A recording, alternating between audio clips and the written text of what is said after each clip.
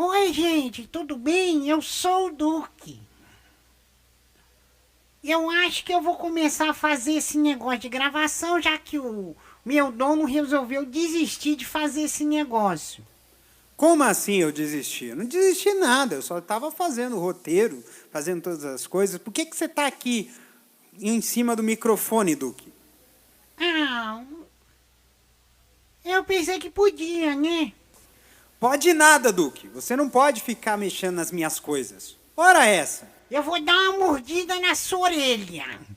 Ah, não, Duque. Você não vai fazer mordida em orelha de ninguém aqui, não. Deixa eu começar aqui os trabalhos, que eu já estava escrevendo tudo, tá tudo pronto. Agora eu vou começar esse negócio. É mesmo? Então começa logo isso, porque senão eu vou revelar pra todo mundo qual é o seu apelido aqui no recinto. Ora essa. Não, você vai fazer isso não. Que isso, tá doido? Vou começar logo os trabalhos e você vai ficar assistindo aqui de camarote o meu primeiro podcast. Oba! Então eu vou ficar aqui quietinho e você vai fazer esse negócio aí. Temos aqui um homem que irá desafiar todas as regras da audiência cibernética. Ele irá utilizar de sua voz para proferir palavras de sua própria cabeça insana, organizando todas as suas palavras por meio de um programa de rádio.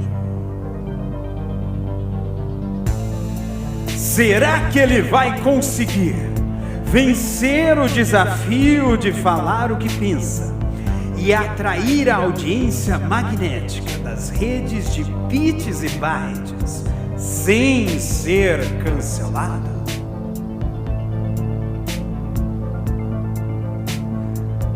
Aguardem cenas dos próximos capítulos.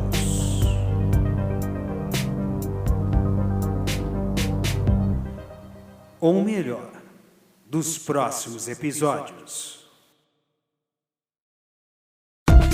Começa agora mais um programa Castor e seus Escapes.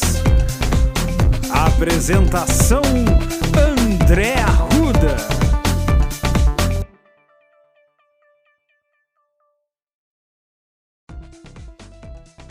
Olá, amigos e amigas, meu nome é André Arruda e esse é o primeiro episódio do meu podcast Castor e seus Escapes. Bem, esse é meu debut no podcast, apesar de ter experimentado uma coisinha aqui, outra ali, mas olha, eu vou te dizer, dá trabalho fazer podcast, viu? E esse episódio, o primeiro de uma série de muitos outros, eu vou falar sobre assuntos do cotidiano. A cada episódio, um assunto novo. E hoje eu vou falar sobre um assunto que às vezes a gente até mesmo tem um pouco de receio de falar. Mas é um assunto inevitável. É a nossa relação de amor e ódio com a mentira. A gente está rodeado de mentira para tudo quanto é lado, né? E hoje eu vou falar o que eu penso, o que eu sinto, o que eu acredito que possa ser bom ou ruim na relação que nós temos com a falta da verdade. Sejam todos muito bem-vindos a essa viagem de palavras, o maior espetáculo de escapismo verbal da internet começa agora.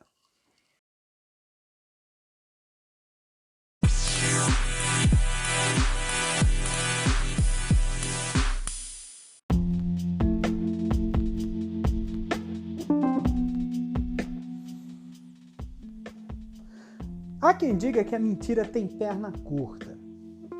E olha, eu vou te dizer uma coisa, eu acho que é verdade mesmo esse ditado popular. Você sabe por quê? A gente sempre pergunta por que a mentira tem perna curta, né? Mentira tem perna curta porque a mentira não faz a gente andar muito pra frente. E pra cair é rapidinho. E aí a gente fica pensando, por que a gente insiste tanto em mentir? Ou por que a gente prefere a mentira ou prefere não dizer a verdade do que mentir? Eu acho que a mentira faz parte da vida da gente. Aliás, até mesmo é um instinto de sobrevivência. Vejam os animais. Os animais, para escapar da presa, precisam enganar, ludibriar os seus predadores. Então, não seria muito diferente o que seria nós tentarmos ludibriar alguém ou algo para poder sair em vantagem. Agora, já que a mentira tem perna curta, a gente para um pouquinho para pensar. Por que a gente está tropeçando tanto nas mentiras que vemos caindo?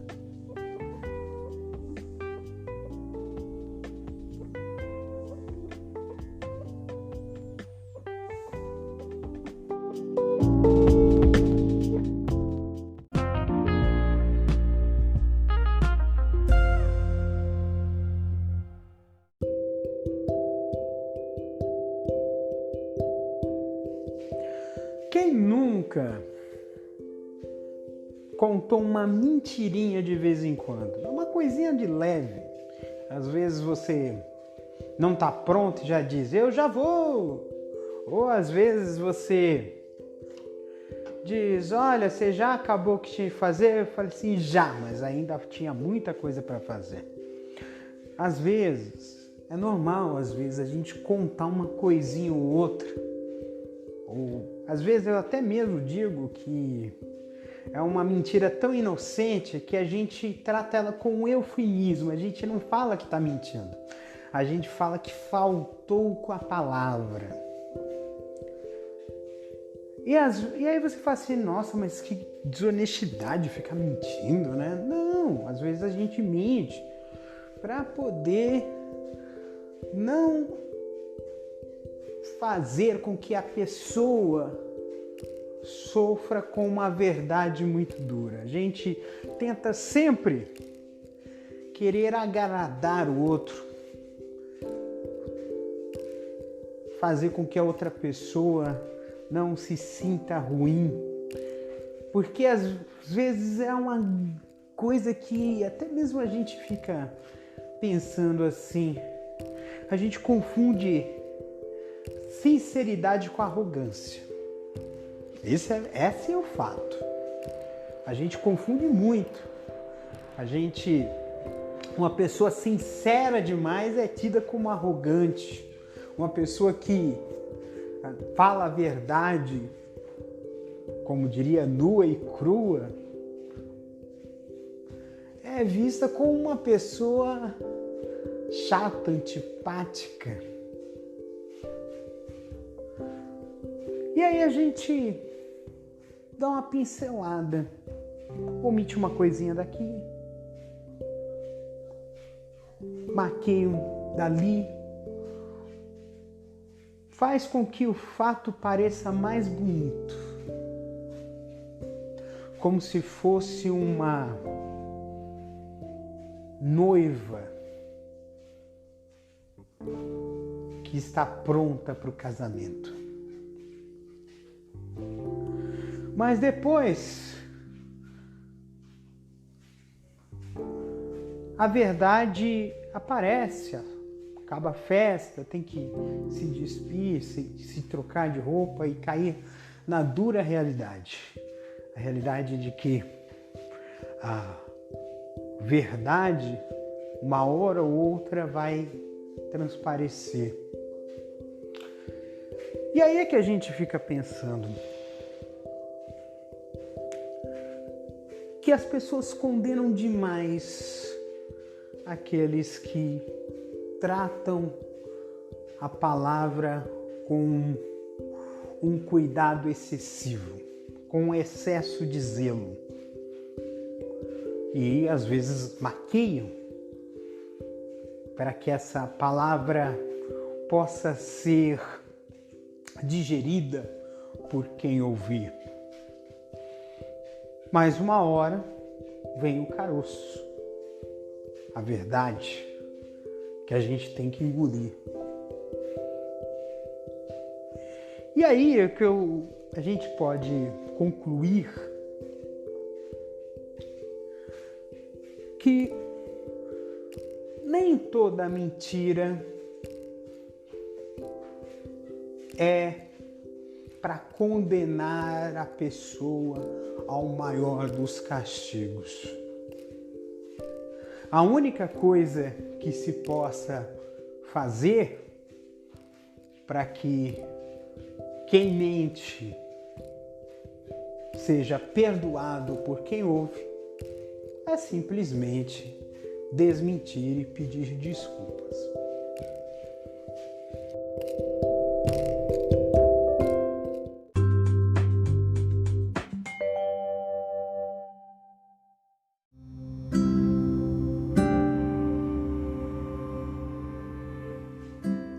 O que seria da arte se não fosse a fantasia? O que seria da criatividade se ficasse limitado a uma realidade até então pouco conhecida? Às vezes, a não realidade, ou até mesmo um mundo ficcional, mentiroso, de mentirinha, acaba sendo um pano de fundo para irmos além do nosso alcance.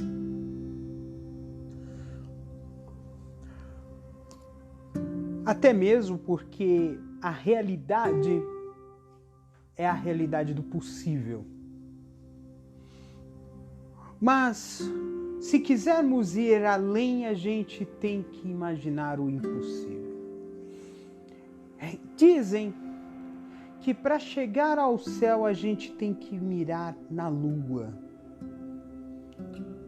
Ou seja, para que a gente consiga atingir um objetivo fantástico, porém possível, a gente tem que planejar o absurdo.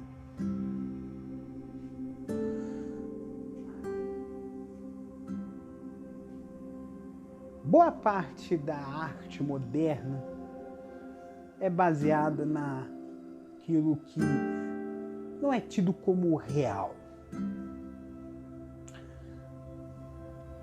Figuras futuristas, imagens geométricas, desenhos distorcidos, tudo isso faz parte da arte, que até então era limitado por uma imagem e semelhança do ser humano.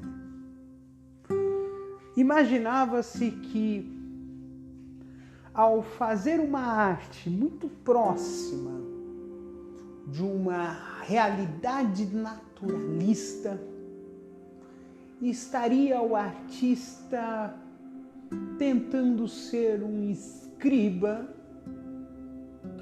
de um ser superior, talvez Deus. Mas pouco a pouco revelou-se que aquilo apenas transcrevia uma realidade. E surgiram tecnologias que permitiriam que isso fosse feito no lugar do artista escriba. A fotografia em movimento, cinema,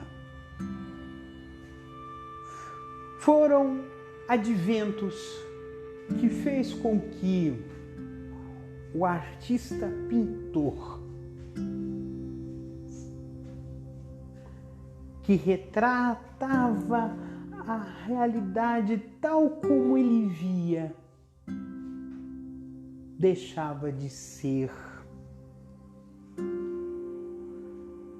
necessária.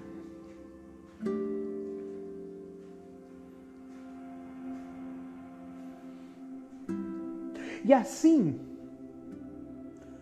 o artista plástico deixou de ser apenas um mero escriba, passou também a retratar por meio da linguagem, da metalinguagem, da figura de linguagem aplicada ao visual, não apenas o fato, mas também o sentimento, o grito. Mas não poderia falar apenas da arte visual. A arte escrita e também a arte representada se baseiam em uma realidade hipotética e fictícia. Algo que talvez nunca tenha acontecido de fato, mas foi idealizado, foi imaginado como animais antropomórficos, ou seja, animais que pensavam, falavam e se comportavam como seres humanos. Histórias essas que povoaram os contos da carochinha e também os contos de fadas, que ajudavam a adormecer crianças em muitos lugares do mundo. O teatro também é parte desse processo. A mentira, por assim dizer, às vezes escrachada, às vezes deslavada, às vezes quase real, que faz com que o espectador na plateia não consiga ver o ator, e sim o personagem.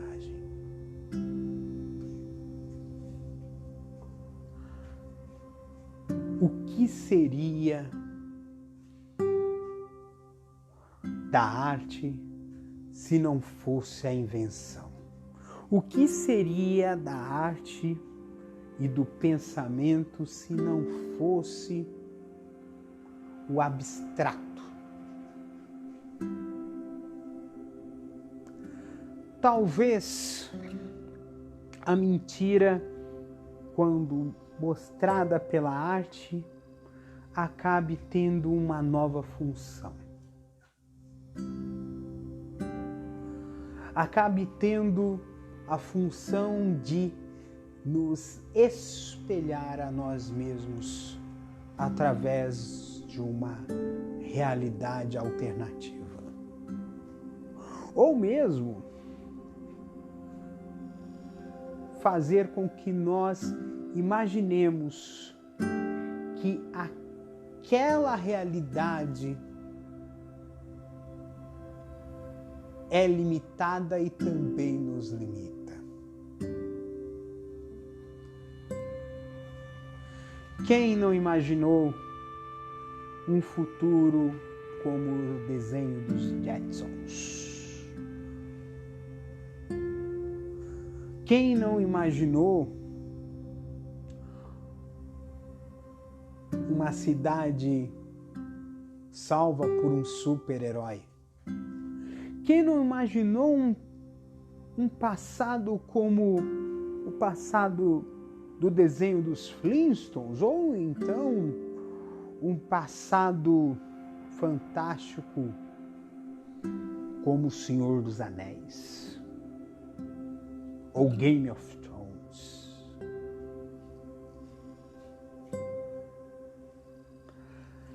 A imaginação nos faz ir além do possível. E ir além do possível nos faz ampliar as possibilidades que até então pareciam ser as que a gente vê.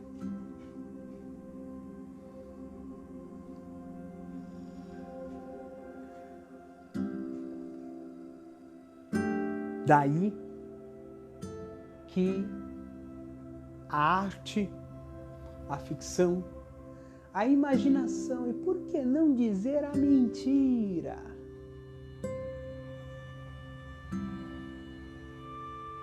não sejam peças que nos inspirem a construir uma nova realidade.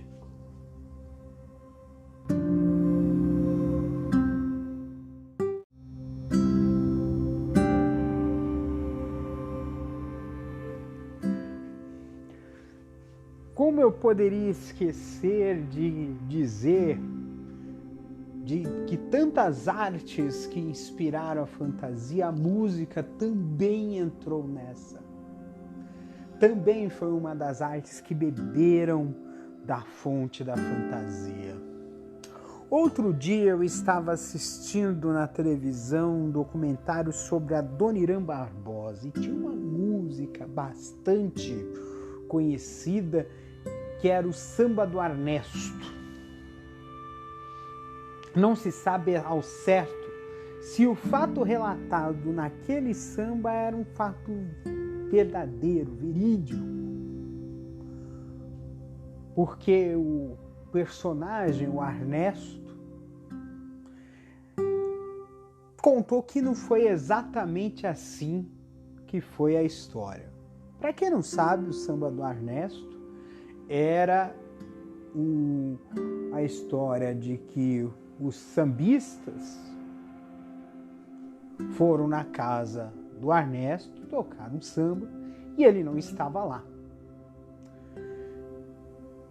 E aquela história foi contada em diversas versões, inclusive pelo próprio Dona Irã. E isso acaba povoando muito a imaginação das pessoas em relação à música. Quantas músicas de amor surgiram por amores que não foram reais e sim idealizados? Ou mesmo quantas histórias foram contadas em músicas que na verdade não foram tão bem quanto as letras e os versos das canções diziam. O que importa é que a música também é uma arte que nos faz pensar um pouquinho sobre o que a fantasia nos faz sentir. É uma sinestesia. A arte é sinestésica por natureza. É uma arte que nos toca, que nos faz ver, que nos faz ouvir e que nos faz sentir.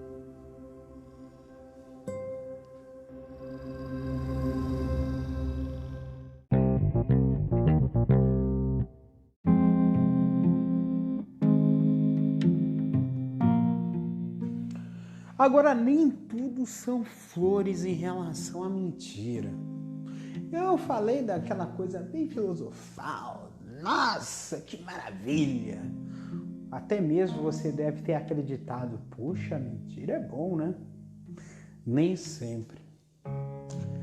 Você sabia que mentir em excesso, de forma costumaz, que chamam, pode ser patológico? Pois é.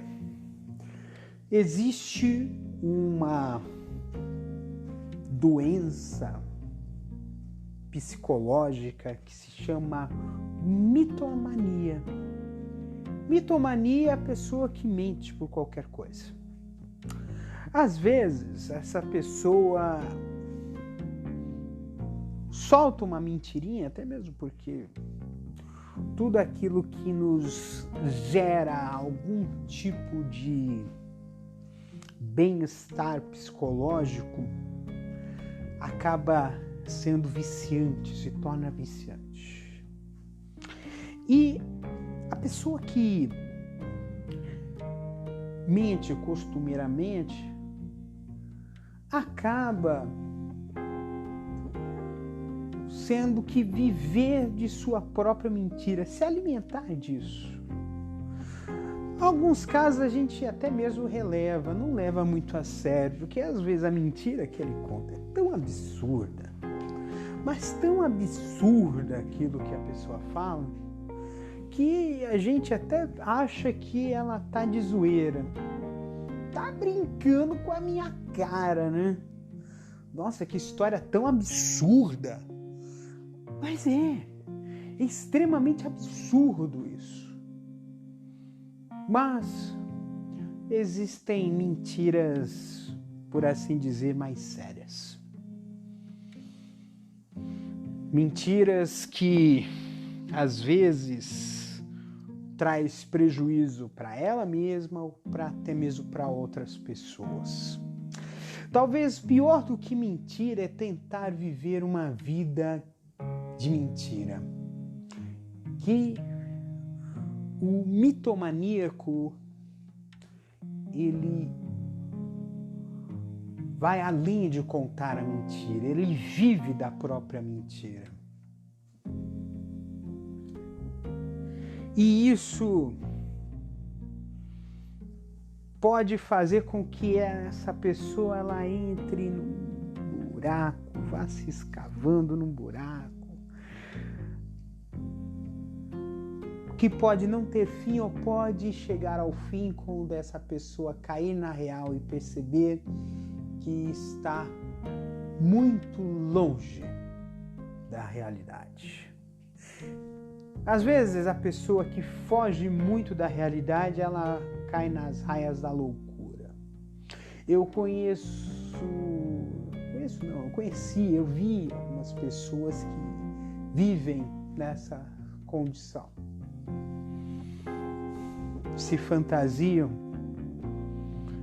acham que são artistas, que são esportistas, que são celebridades, que são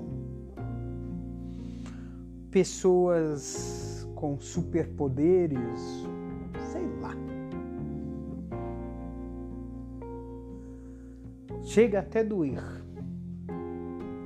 Dói mesmo.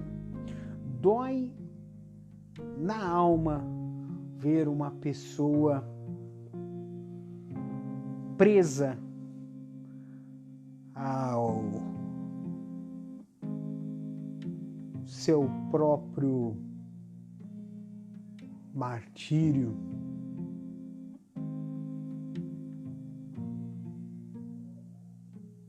preso à sua ilusão,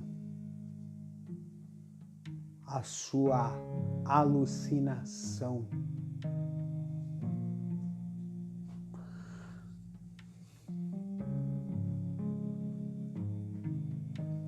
E nem sempre a gente acaba podendo ajudar. Talvez a melhor forma para algumas pessoas de ajudá-las a sair dessa realidade falsa, é deixando-as ir para que elas possam arcar com as consequências de seus atos e de suas mentiras.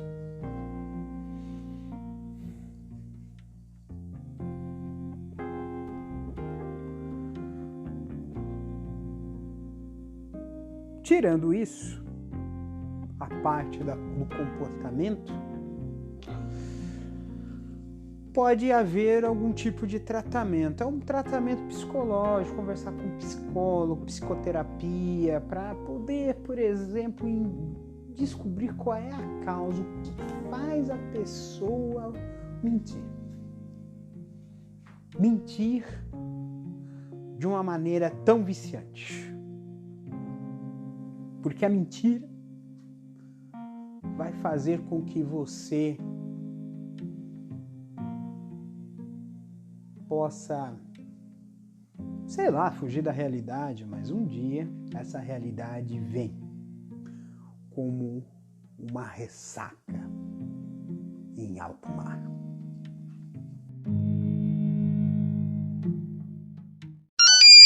Direto do Palm Pilot. Bem, agora nós vamos falar sobre tecnologia. Vamos mudar um pouquinho de assunto, porque, rapaz, você percebe que é um assunto tenso, né? E aí, nós vamos falar um pouco sobre tecnologia. Primeiro, eu vou falar sobre uma guerra, rapaz. Olha só. Epic Games pede que justiça dos Estados Unidos impeça o que descreve como retaliação da Apple. O que acontece é uma treta entre a Epic Games. Para quem não sabe, a Epic Games é a criadora do jogo Fortnite, né? E está acusando a Apple de monopólio. Isso porque o Fortnite queria, né, criar um próprio sistema de pagamento dentro do jogo, né? Pelo que eu pude ver aqui, né? E a Apple não deixou, né? Porque a Apple teria que fazer todo o sistema de pagamento por dentro do sistema da Apple, e a Apple teria uma comissãozinha, né, por cada transação feita. Então isso para a Epic Games não seria muito vantajoso, e aí resolveu ir pro pau.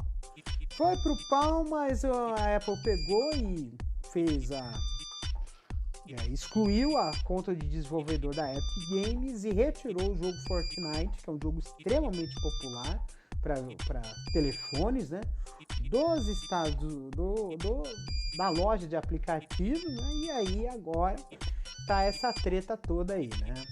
Então a Epic Games foi para a justiça para restaurar a conta de desenvolvedor e voltar a ter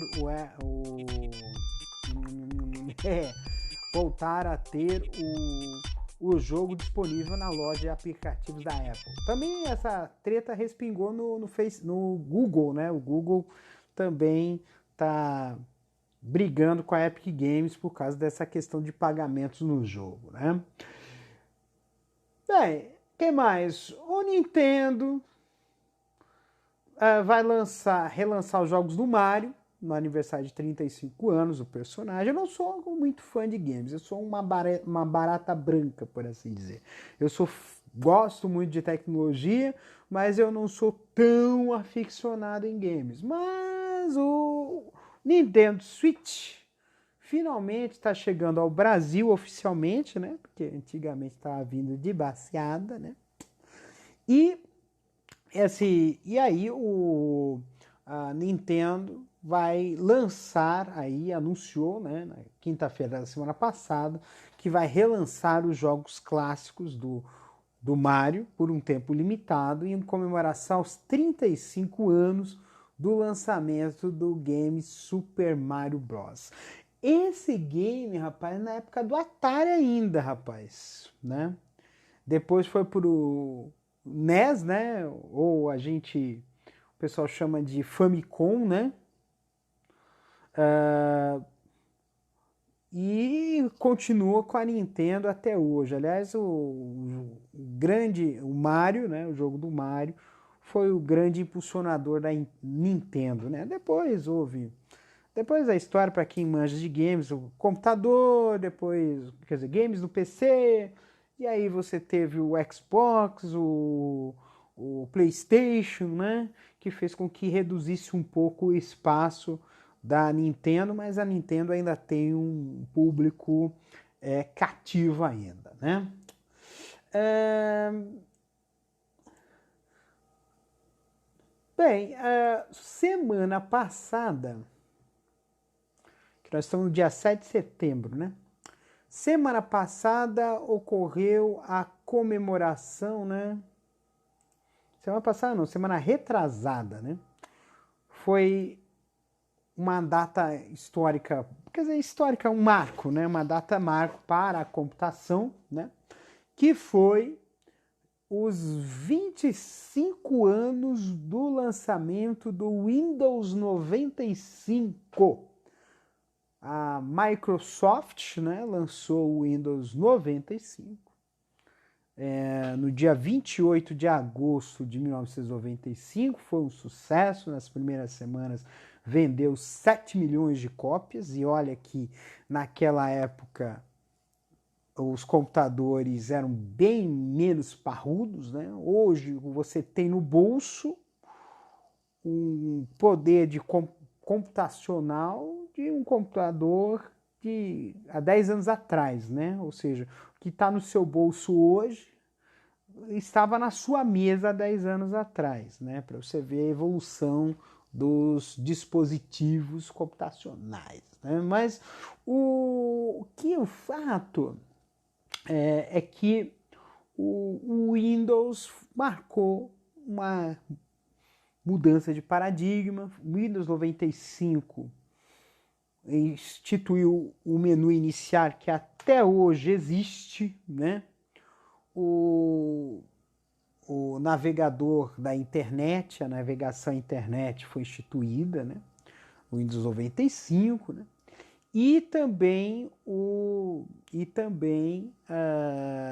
os dispositivos plug and play, e na última versão, né, que é o Service Release 2, também o suporte a dispositivos USB. Então, foi uma novidade que o Windows 95 trouxe, né?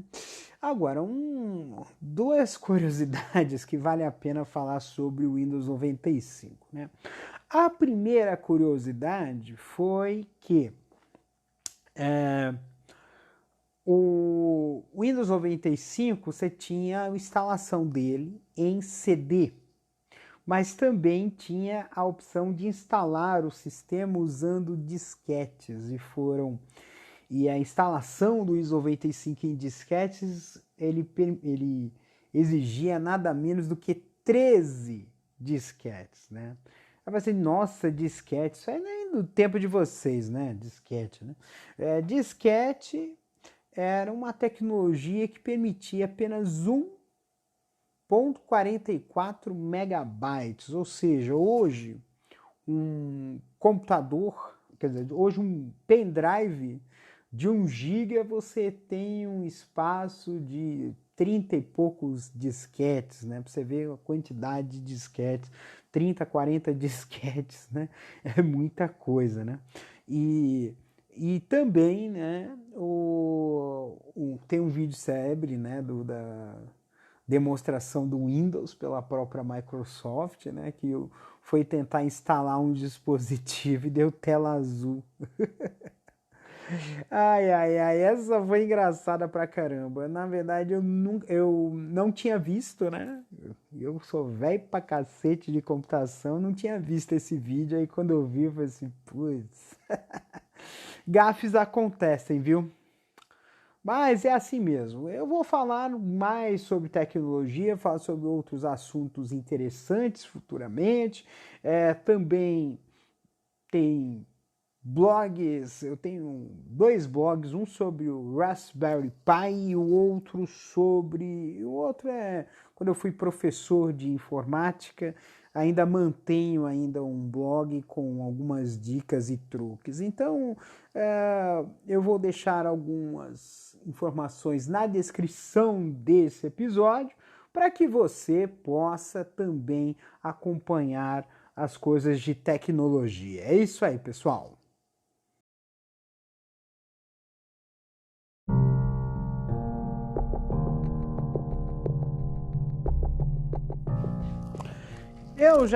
Agora vamos mudar um pouco o patamar aí da nossa conversa sobre a mentira, porque agora a gente vai chegar num terreno um pouco mais pantanoso, né?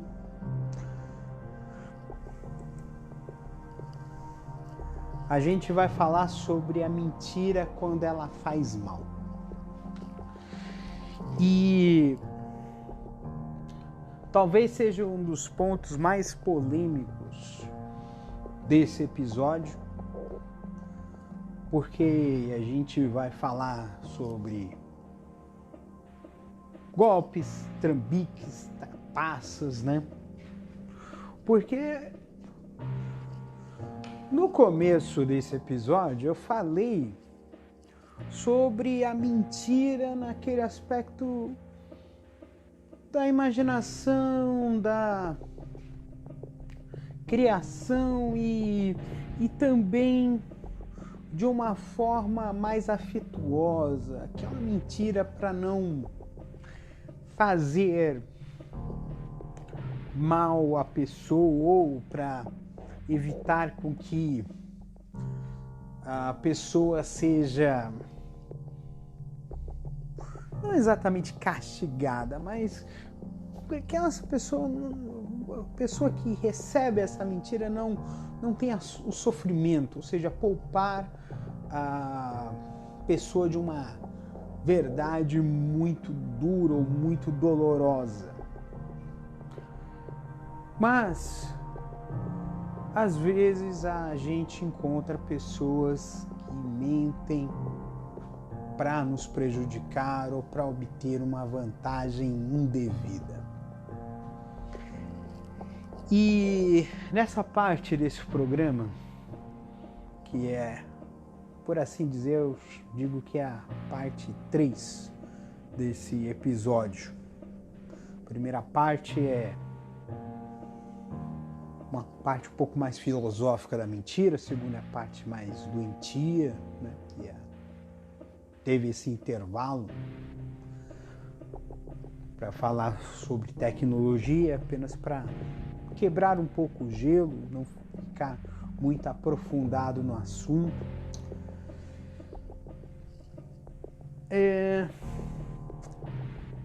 E a gente vê de pessoas que mentem para enganar.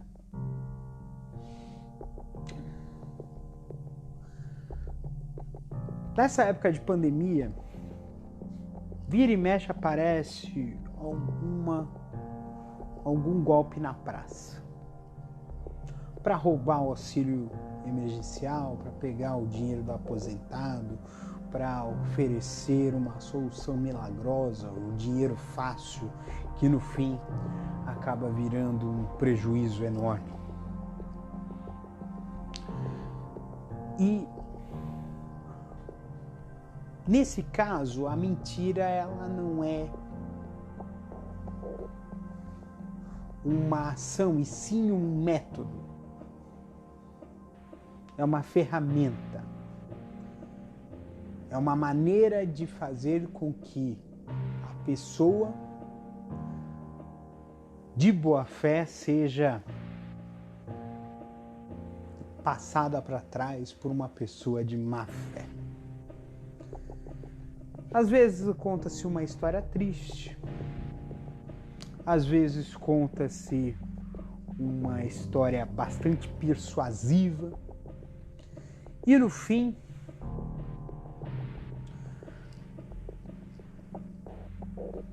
acaba se revelando depois a verdade.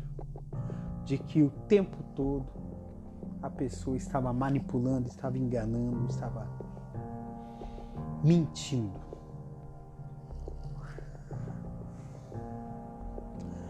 E é essa a mentira que muitos de nós temos que combater e muitos de nós temos que nos precaver, nos proteger e muitos de nós temos que enfrentar.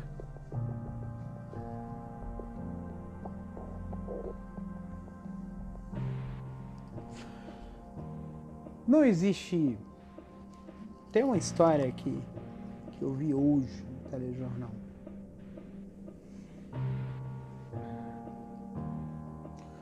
De um acidente. O motorista atropelou um motoqueiro. Não sei se ele morreu na hora, mas foi um acidente muito feio. Ele estava bêbado. Não prestou socorro e foi para casa. Como se nada estivesse acontecido.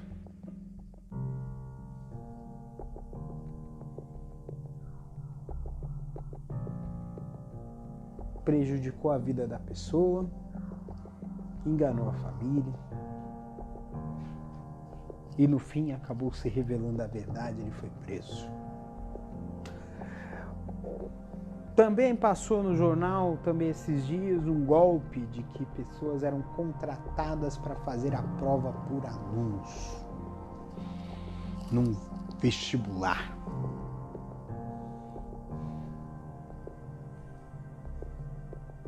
Mesmo que esses candidatos não tenham feito a prova, eles estavam se beneficiando de uma mentira e contrataram para isso. Tinham ciência, estavam cientes do que estavam fazendo, estavam cientes que estavam prejudicando outras pessoas que se esforçavam tanto para ser orgulho da família delas, para conseguir uma vaga no curso superior de uma profissão que ainda tem muito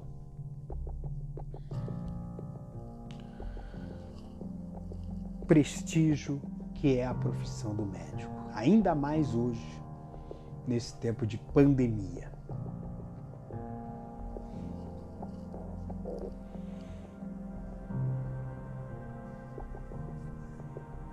E se tratando de Brasil, que às vezes eu costumo chamar o Brasil de o país da trapaça. Porque muitas das coisas que a gente vê por aí são feitas para serem burladas, para quebrar regras. Você já parou para pensar, por exemplo, por que se constroem tantos muros nas casas? Por que o vendedor olha a pessoa humilde com tanta desconfiança? Por que é tão difícil obter crédito no Brasil? Por que uma pessoa de menos posses tem mais dificuldade de escapar absolvido de um julgamento? Enquanto o contrário, pessoas ricas têm acesso facilitado a crédito, acesso facilitado, pode passar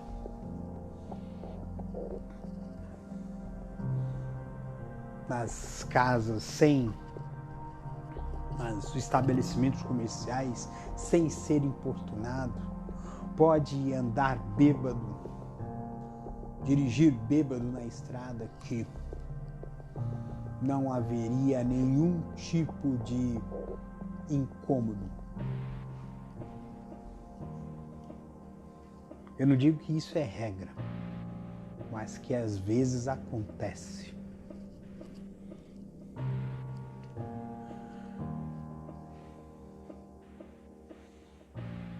Mas isso acontece, né? Essas incongruências, esses desequilíbrios, essa desigualdade,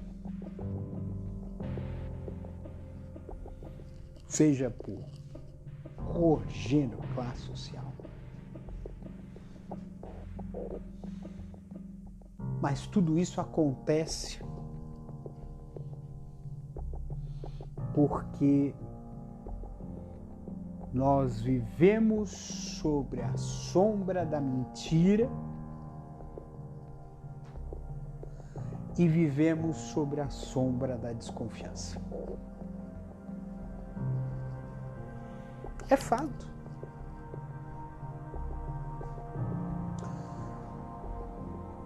É muita coisa que é alimentada. Preconceitos são alimentados. E o preconceito, por assim dizer, também é uma forma de mentira. Porque não é o conceito real, é um conceito convencionado, por assim dizer. É um conceito que impede de construir pontes e construir muros para alguns sujeitos é perfeitamente conveniente.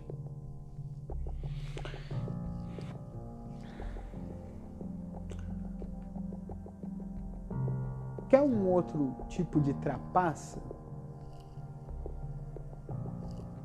Empresário que trata mal o empregado, depois falha a empresa, encerra o contrato, deixa todo mundo na mão e abre outra firma com o dinheiro que pegou do desfalque.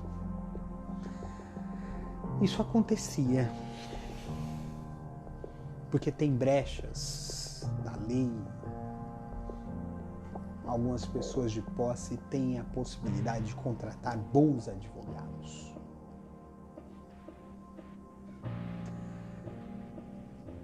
É a trapaça. E o problema da ilegalidade é que às vezes vemos, infelizmente,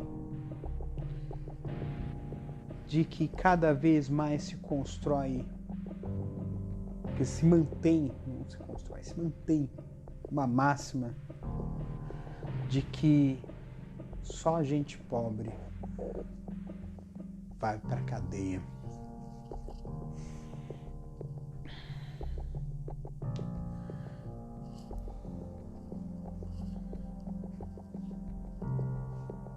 E é claro que isso também gera revolta, porque se o exemplo vem de cima, se vem todo tipo de injustiça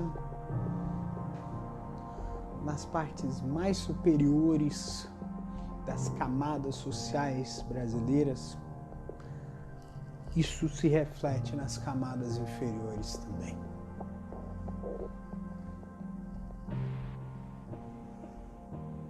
E assim nós seguimos.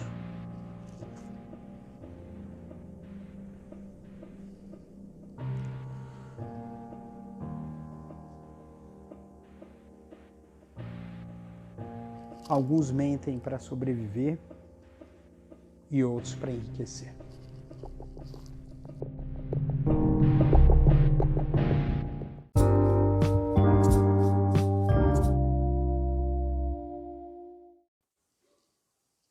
E como não poderia deixar de dizer, a mentira na política. Bem, nós vimos o resultado da eleição há 2 anos atrás, mas na verdade é um processo que há muito tempo vem ocorrendo no país. Lembra daquela história de promessa? Político prometer. Eu prometo que se eu for eleito, isso é parte do processo. Só que a política hoje, ela tem um advento que mostra um pouco a cara de que poder econômico e poder político caminham de mãos dadas, e ainda você vai jogar ainda na soma ainda o poder religioso. Nós vivemos períodos de quase Idade Média, um remake de uma Idade Média no sentido ideológico, mas o ponto que a gente vai ter de entender em relação à política é a manipulação da opinião eleitoral nas suas mais profundas vertentes, nas suas mais profundas não, mais variadas vertentes, né? E entre essas mais variadas vertentes está a acusação, e um dos pontos que mais hoje pega é a destruição de reputações por meio de mentiras, de manipulações que jogam o nome da pessoa na lama. Porque nós vivemos um período cada vez mais inquisidor. Nós vivemos sob um moralismo muito ferrenho. E isso faz com que aquele que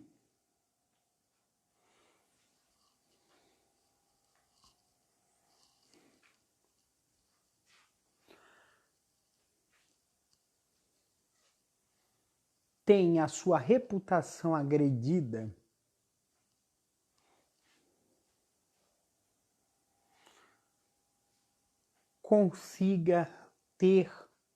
não consiga reverter num curto prazo essa reputação.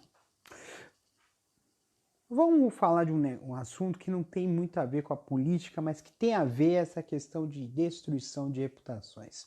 Vocês se lembram? Isso foi há uns 20 poucos anos atrás, que foi um escândalo sexual ocorrido numa escola infantil, que é a escola base, e que praticamente arruinou a escola. A escola foi depredada, parece que um dos donos se matou, suicidou, uma coisa assim. Aconteceu Depois acabou se comprovando que não houve nada disso. Foi vítima de um sensacionalismo somado com uma série de falhas de cunho jornalístico que provocou uma destruição total, arruinar a reputação de pessoas, né? E não houve, em nenhum momento, a retratação. Simplesmente, que nem o caso do cara que atropelou o motociclista. Atropelou, pegou o carro e foi embora. E a mídia tradicional fez isso. Atropelou uma escola e foi embora. Não fez o desagravo. E isso ocorreu na política recentemente, em cima do Partido dos Trabalhadores, por exemplo, mas que atingiu toda a esquerda, até mesmo porque um dos próximos assuntos eu vou falar sobre essa questão partidária, de forma um pouco crítica, mas arruinou uma reputação, manchou uma reputação de pessoas ligadas a um partido e do próprio partido. E eu não vou entrar no mérito de discussão se você apoia ou não apoia partido X ou Y, porque a gente vai falar sobre o fato da mancha da reputação. A gente sempre lembra das fake news espalhadas no WhatsApp, grupos de WhatsApp formando uma corrente de boataria, que acabou levando à eleição do atual presidente, que não compartilha muito, dados o pronunciamento que fez hoje pela televisão, não compartilha muito de ideais republicanos e democráticos.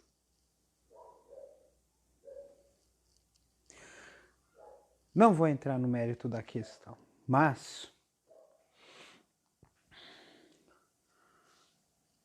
essa forma de atuação, de método de ataques e de mentiras, de boatos, é o que faz também levar as pessoas a um maior descrédito em relação à política. Quando eu falo de política com as pessoas elas torcem o nariz. Porque, assim como eu falei anteriormente nesse podcast, de que como nós vivemos numa cultura em que a desconfiança é a ordem, na política não foge a essa regra. A desconfiança é a ordem. E quando se trata de uma situação nebulosa,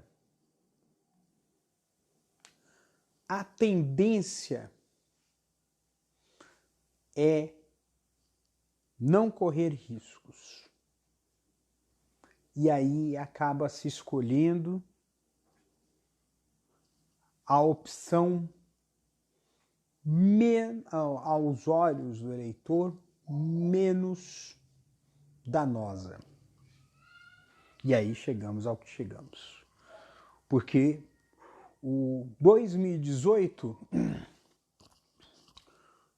foi provocado por um esvaziamento. Esse esvaziamento esvaziou a esquerda, o centro, a direita progressista e acabou caindo no colo da extrema-direita o poder no Brasil, que depois virou uma guerra fratricida. Isso aí é uma coisa que depois, se a gente quiser conversar, a gente conversa. Mas não vou entrar nesse assunto agora. Mas esse esvaziamento acabou sendo cômodo.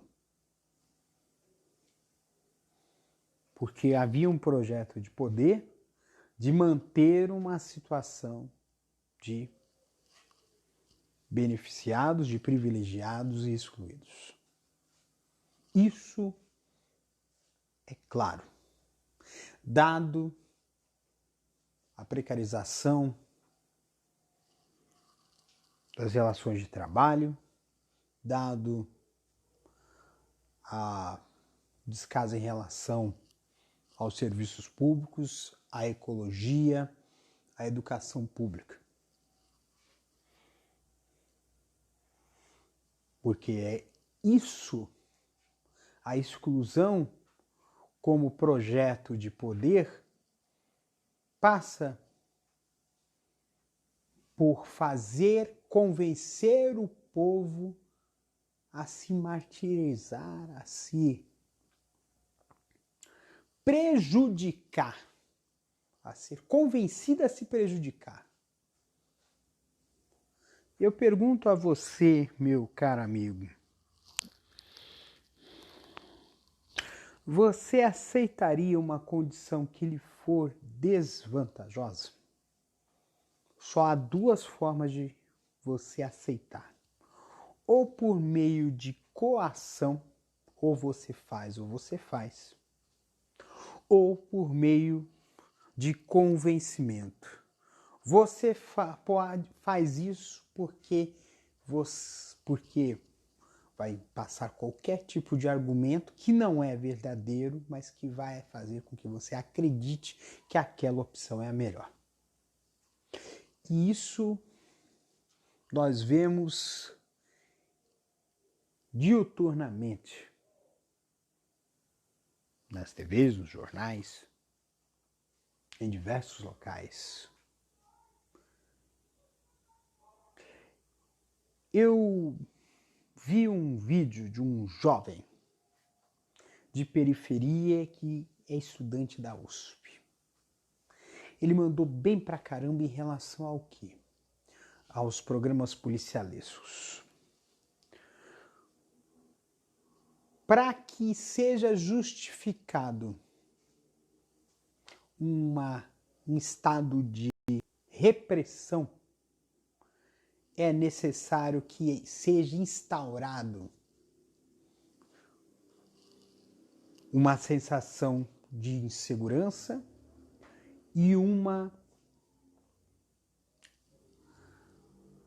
condição de violência. E isso é perfeitamente possível quando todo o dia você é bombardeado na televisão por notícias de crimes e mais crimes e mais crimes. A contribuição dos programas policialísticos é enorme. Até fazendo você se convencer de que você precisa ter uma arma em casa. Pense nisso, já pensou nisso?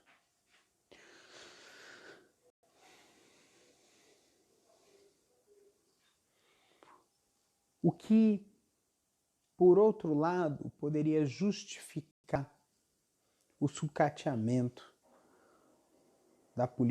das políticas de segurança, já que, se todo mundo pode ter a sua arma, então a segurança é feita pelos próprios cidadãos. É um exemplo de como essa política baseada em fatos exagerados e até mesmo mentirosos pode proporcionar.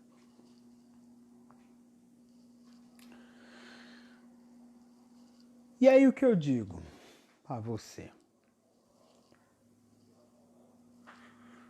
Está na hora da gente começar a separar o joio do trigo. Quem quer te convencer de uma verdade que o incomoda não está do seu lado efetivamente. Isso é fato.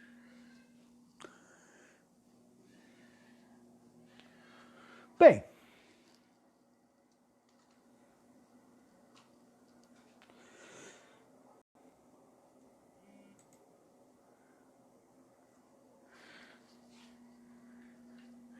eu vou emendar esse assunto num outro.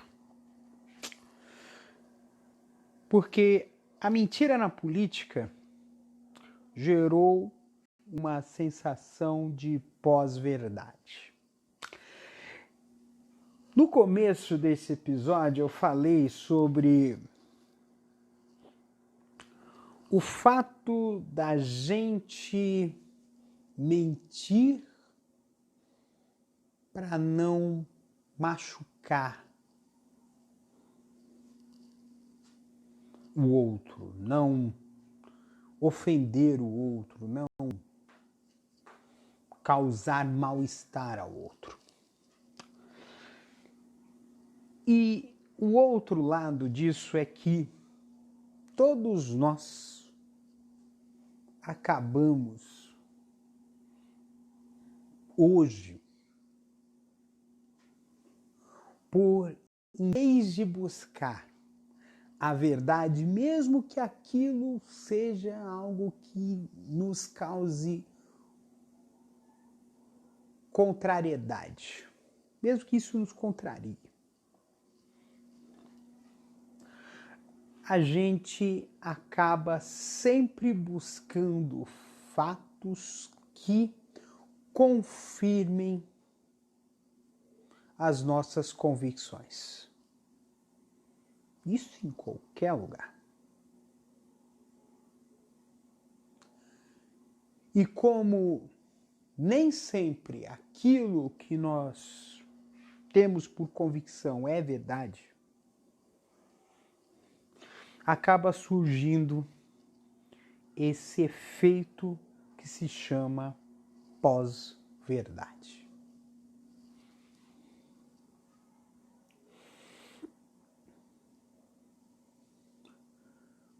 Dentre esses elementos de pós-verdade, nós temos o revisionismo histórico, inclusive pessoas falando sobre o nazismo ser de esquerda, porque tem o socialismo no nome do partido do Hitler. Outro exemplo de falar sobre o Holocausto, questionar o Holocausto. Apesar que também há um revisionismo histórico que precisa ser revisto, que é o Holocausto da população africana por mais de 500 anos por parte dos europeus por meio da escravidão. Esse tipo de revisionismo não é colocado, mas que deveria ser abordado.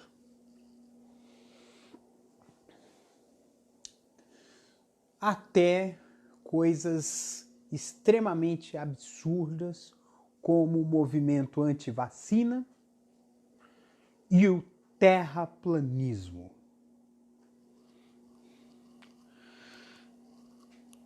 Pergunta-se, qual o intuito de convencer as pessoas da mentira?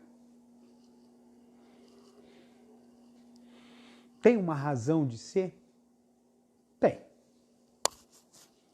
Em parte, eu vejo da seguinte forma.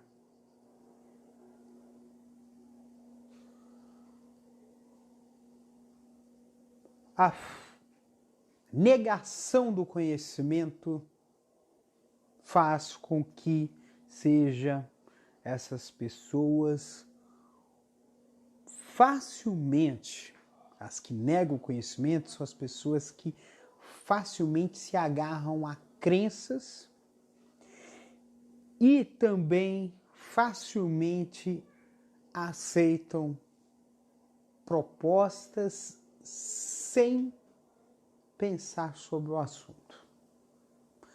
É aquela pessoa que é fácil de vender, é aquela pessoa para a qual é fácil de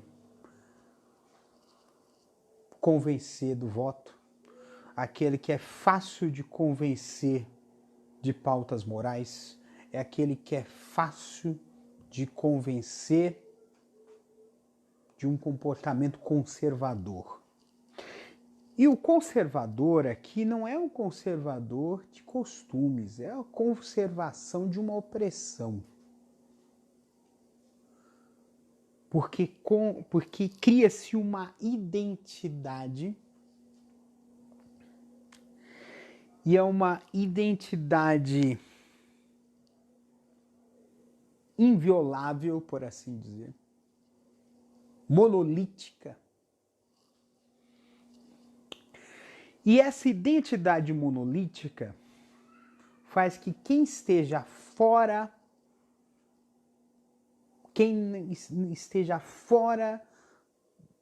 do seu modo de pensar, de agir, da sua visão de mundo, seja visto como o estranho e não como o diferente.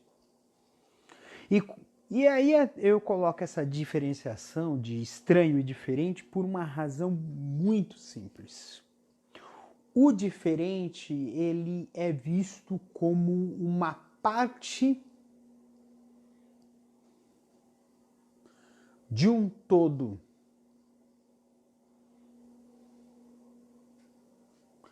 E o estranho, ele é visto como um elemento fora de um todo. Algo marginal. Algo que não deveria estar ali, porque não é parte.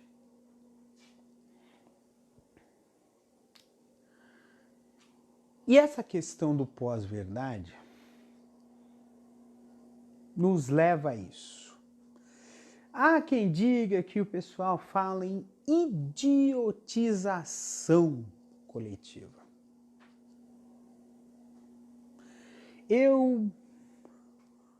Às vezes eu costumo dizer que nós vivemos num período de informação, que é tanta informação, que não, inclusive sem filtro, porque é necessário um filtro para separar o que é verdade e o que é mentira. E esse filtro chama-se conhecimento, educação formal de qualidade.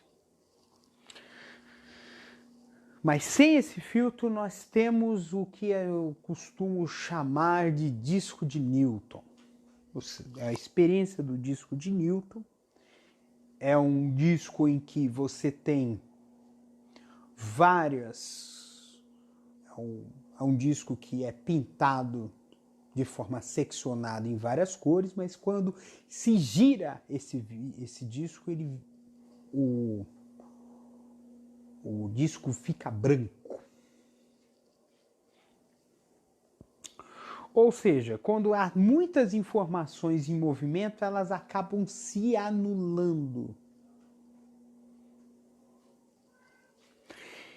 E quando se anula, nós temos aí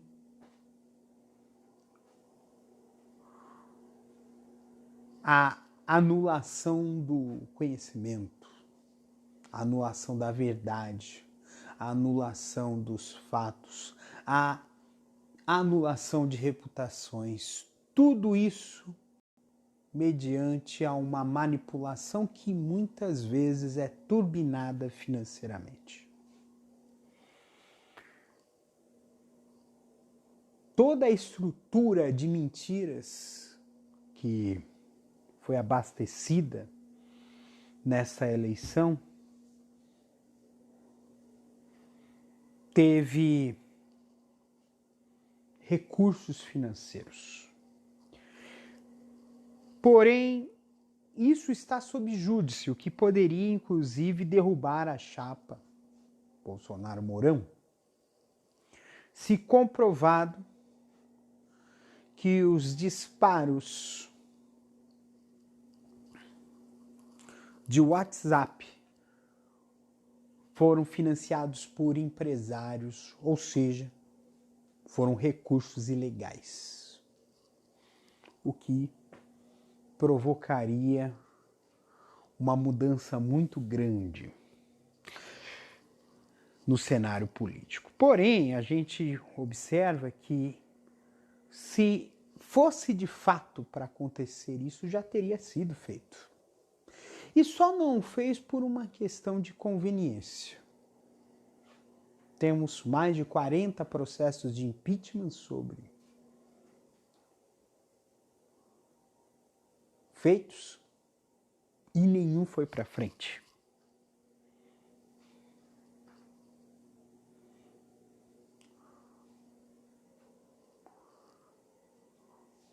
Você deve estar pensando assim, você que está me ouvindo, está jogando isso tudo a esmo, mas você vai perceber que há relação entre esses elementos. Há relações de nexo causal, por assim dizer. Tem nexo.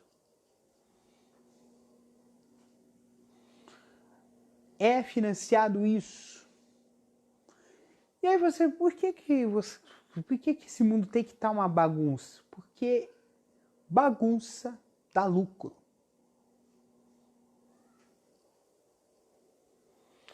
Desordem dá lucro.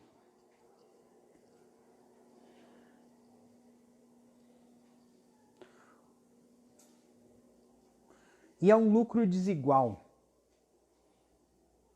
Porque uma situação de pujança financeira, como foi o Brasil, da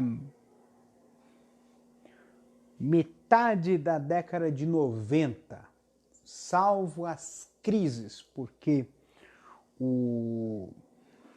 a política monetária dolarizada da primeira fase do Plano Real tornou o Brasil muito sensível e dependente do capital estrangeiro, o que fez com que crise do México, crise dos tigres asiáticos, crise da Rússia gerasse um impacto muito forte na economia brasileira no final da década de 90, fora o ataque terrorista em 2001, então é um exemplo. Mas houve sim uma estabilidade financeira e um crescimento econômico no Brasil em torno de 14, 15, 16 anos, que foi encerrado esse ciclo, coincidentemente, depois de 2013, com os protestos que a gente tem que procurar entender melhor como é que isso funcionou. Mas é sempre bom a gente dar uma estudada, uma revisitada na história, para saber se há uma relação entre 2013, 2016 e 2018. Mas é importante a gente discutir com calma.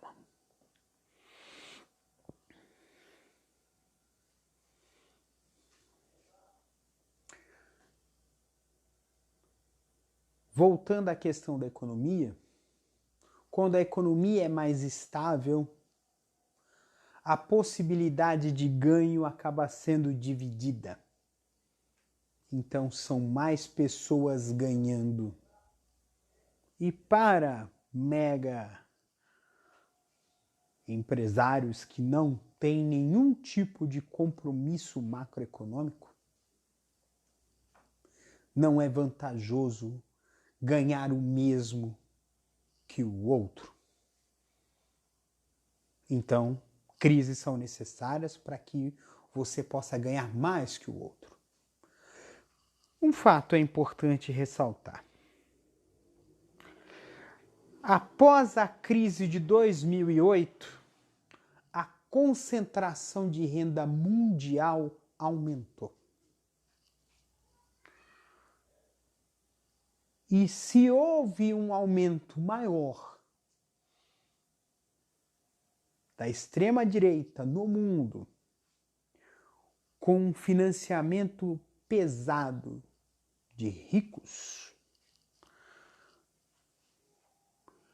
uma parte dessa razão se dá de que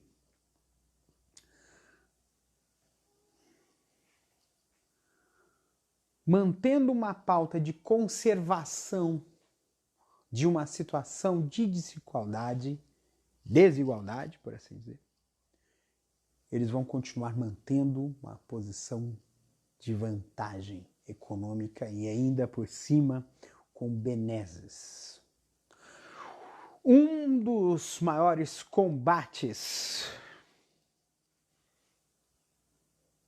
desse pessoal é o liberalismo econômico, que é a redução do papel do Estado na economia, que um dos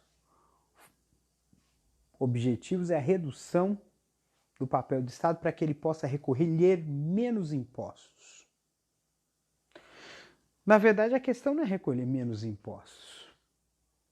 É que os ricos recolham menos impostos, porque a carga tributária, na maioria dos países, ela é injusta. Aqui no Brasil, mais ainda, porque se tributa muito o consumo e se tributa pouco o lucro, o dividendo, a herança, a fortuna.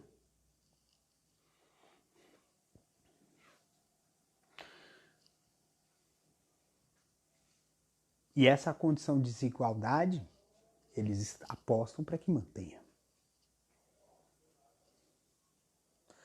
Então, nisso vale tudo. Vale mentir. Vale enganar, ludibriar. Fazer com que a população aceite assistencialismos apenas.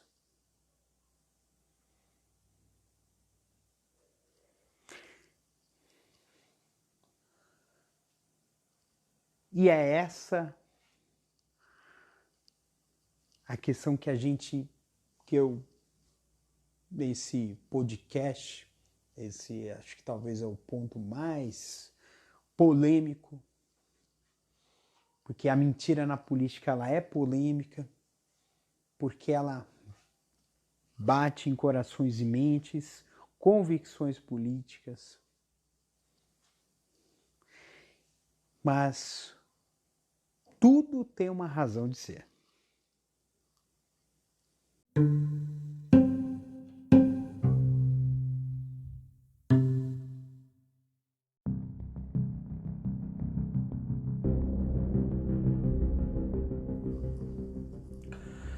Estamos chegando à última parte desse podcast. Às vezes você fala assim, nossa, a gente falou sobre tanta coisa, cara.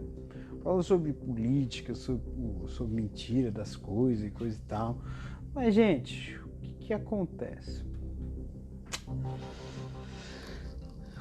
Um dos elementos que a gente tem dentro dessa... Porque hoje a questão da burocracia, hoje ela vai para um campo digital. Às vezes eu vejo uma matéria no site e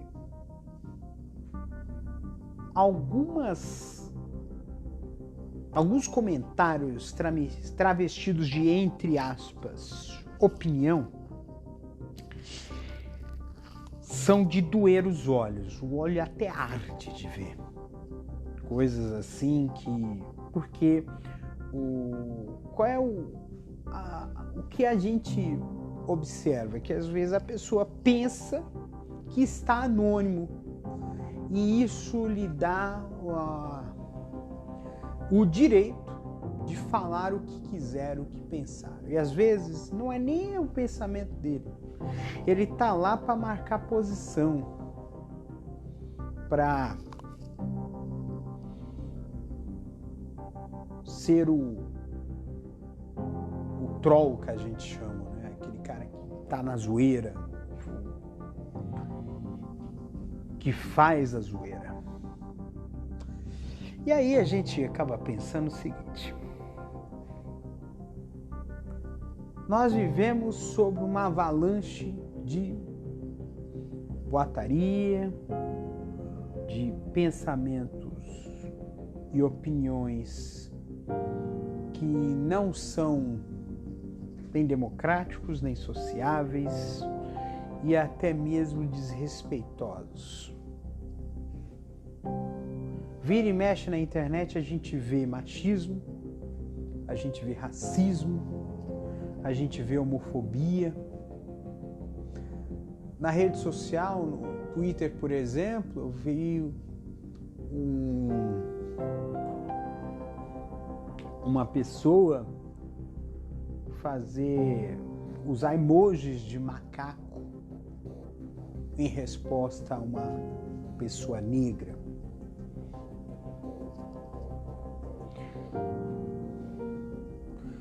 E aí que está a grande questão. Por que que na rua não se é permitido se comportar de forma discriminatória e na internet se pode?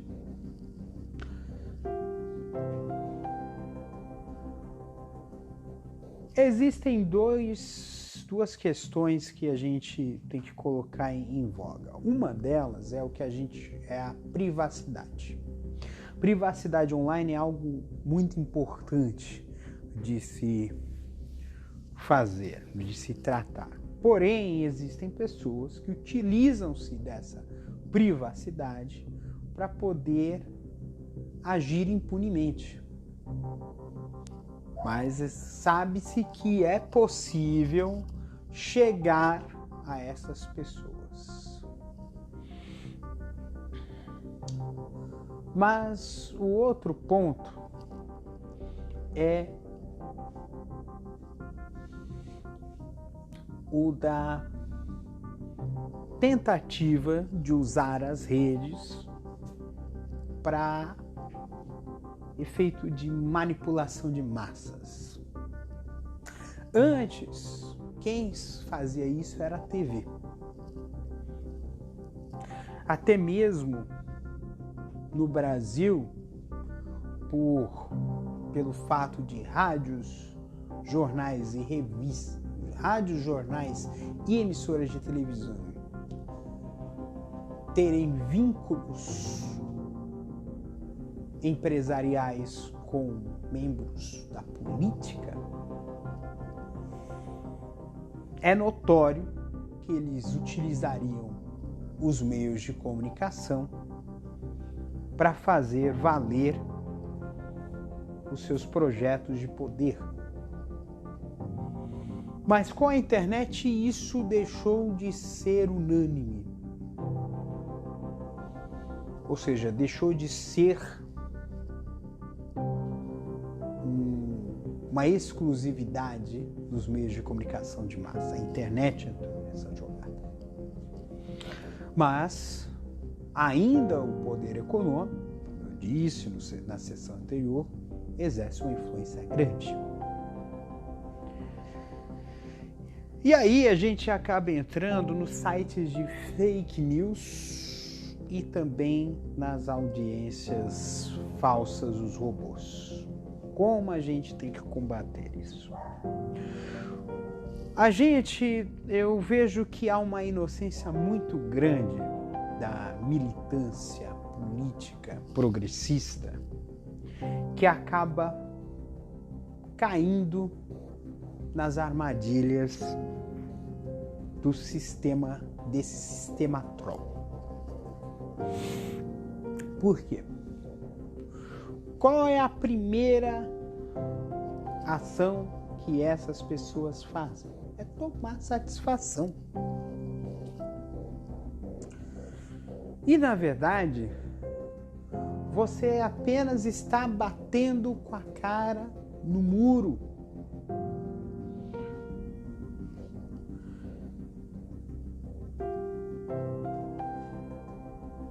O que a gente pode fazer em relação a isso? Tem dois vieses que a gente precisa trabalhar. Um é separar o joio do trigo. Quem é troll e quem não é. Quem não é troll, a gente tem que fazer a discussão de forma madura.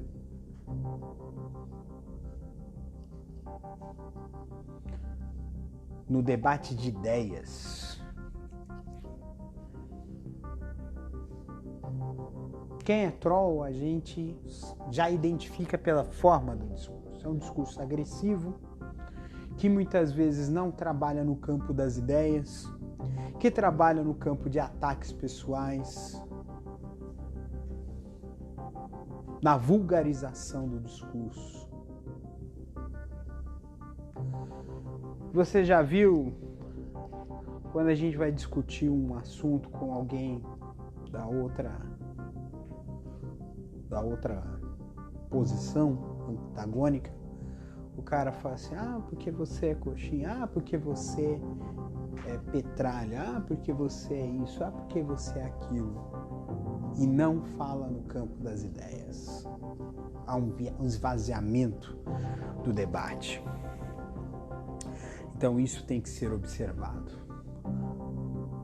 O debate no campo das ideias. A segunda questão é em relação aos trolls e robôs. É necessário fazer algo concreto em relação a isso. E algo concreto chama-se denúncia. Não dá para repetir,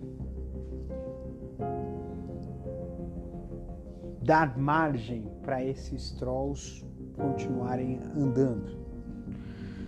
Coisas que você tem que fazer. Primeiro, não utilizar a hashtag gerada por robôs, porque isso mantém o assunto em pauta.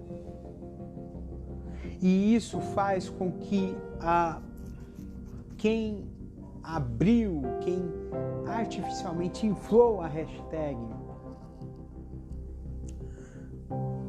mantenha o controle do discurso, o controle da narrativa. E isso é importante a gente colocar. Quer falar sobre o assunto? Não retuita. Não utilize a hashtag. No caso do Twitter, por exemplo, faça ou uma outra hashtag ou comente o assunto sem citar. Ou fale do assunto que deveria ser tratado. Porque muitas vezes as hashtags elas são levantadas para uma cortina de fumaça. Cria-se polêmicas para encobrir fatos que realmente são relevantes e que são danosos à imagem do grupo que levantou a hashtag.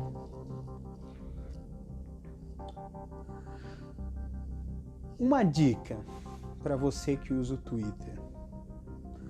Se aparece um assunto levantado por robô, você pode sinalizá-lo de que esse assunto é um spam. É importante fazer essa sinalização. Na verdade, o que eu sugeriria era que, na verdade, seriam duas sugestões, uma para o Twitter e outra para o Google e Facebook. Para o Twitter,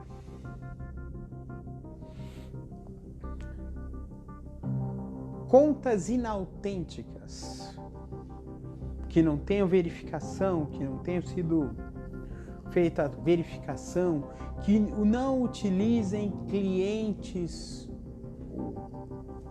do Facebook para o computador ou para o aplicativo, ou para o telefone, ou que mandem uma mensagem repetida em resposta para várias pessoas ao mesmo tempo, ou que mande uma mesma informação parecida, ou um conjunto de informações, uma frequência muito alta, ou seja, o que indicaria que essa conta trata-se de um bot, de um robô. Não entre na contagem para os Trend Topics. Isso já tornaria a audiência orgânica. Eles precisariam ter gente para montar a máquina, para operar a máquina, o que seria muito custoso. Não seria impossível, mas seria custoso, o que dificultaria um pouco.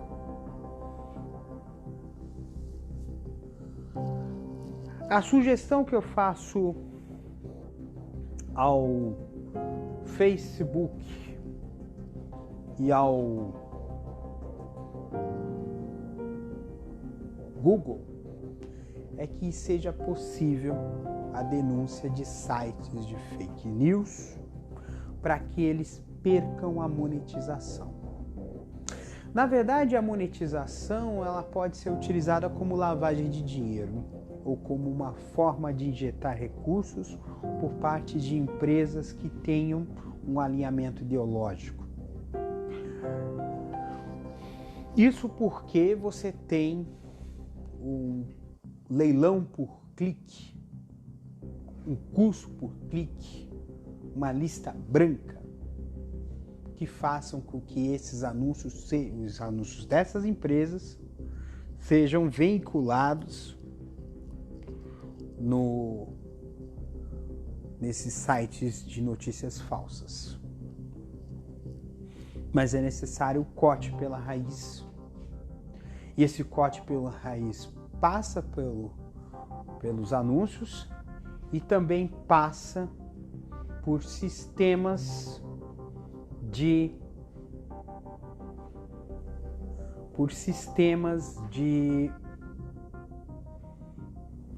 crowdfunding, sistemas de pagamentos, porque o site de fake news, por manipular opiniões, eles também podem ser considerados como sites de terrorismo. E aqueles que fazem assinaturas, pagam para esses sites, eles estão financiando o terrorismo.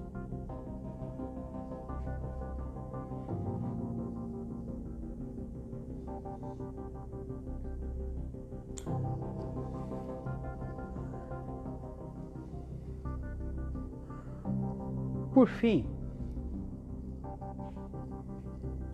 o que a gente precisa fazer enquanto pessoas conscientes de suas lutas, de suas classes? É necessário mais união e menos desagregação. Isso eu vou falar no próximo episódio. Mas o que eu digo para vocês é que se cada um fizer a sua parte, inclusive se organizar, montar grupos de WhatsApp ou de Telegram para juntos denunciar sites de fake news, denunciar anúncios, denunciar contas, recorra aos amigos e também, se necessário, foi injustiçado, foi ofendido, sofreu uma injúria racial, sexual, assédio, ameaça. Não apenas denuncie o caso para o site ou para a rede social. Leve o caso para as autoridades. O maior problema que a gente tem em relação à impunidade é deixar por isso mesmo com a descrença de solução.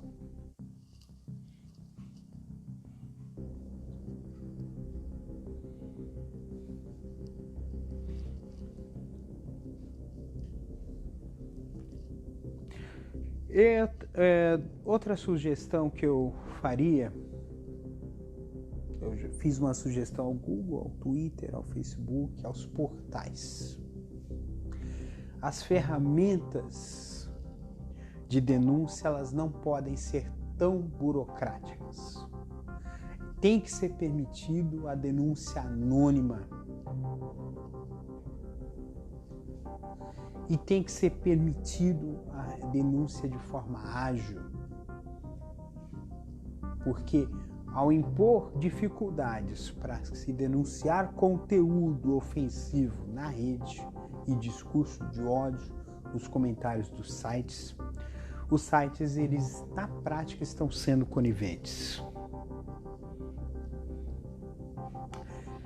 E por fim, eu lembrei de uma entrevista que o Felipe Neto deu para o Roda Viva, e uma das coisas que ele disse é que conteúdos relevantes de portais e sites não devem estar protegidos por paywall.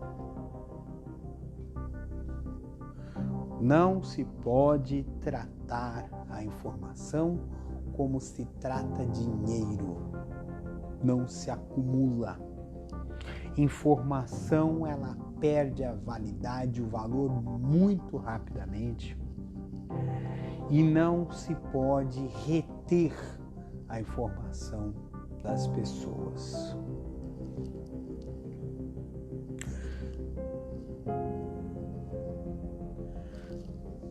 Bem,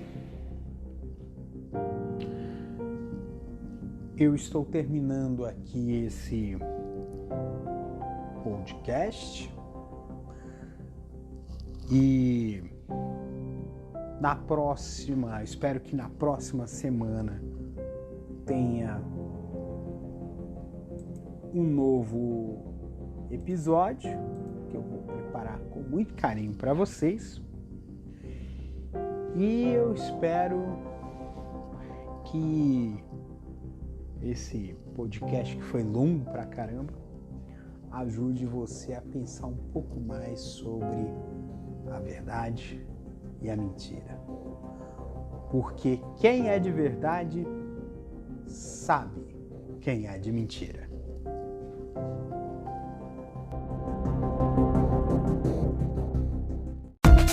Você acabou de ouvir Castor e seus Scabs, mais uma produção da Castor AMT.